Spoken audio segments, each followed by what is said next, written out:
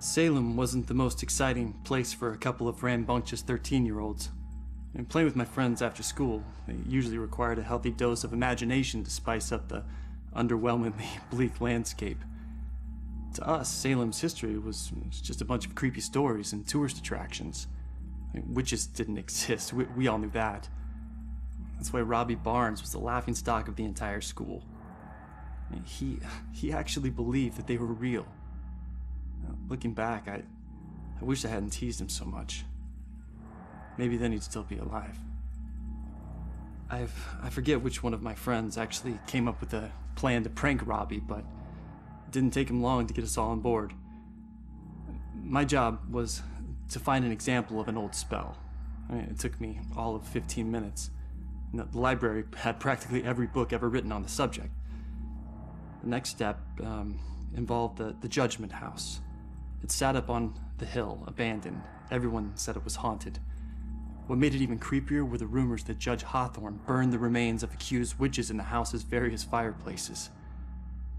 That's where Robbie comes in. We dared him to sneak into the Judgment House in the middle of the night and collect a handful of ashes from each of the fireplaces.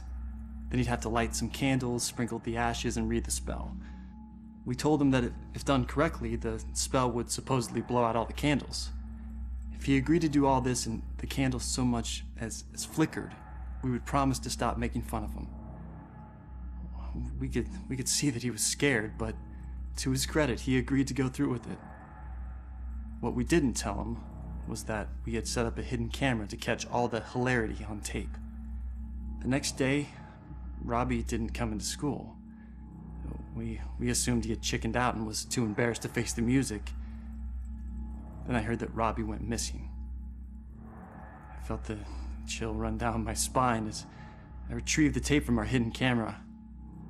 I pressed play and fast forwarded until I saw Robbie. He was doing just as we instructed him to.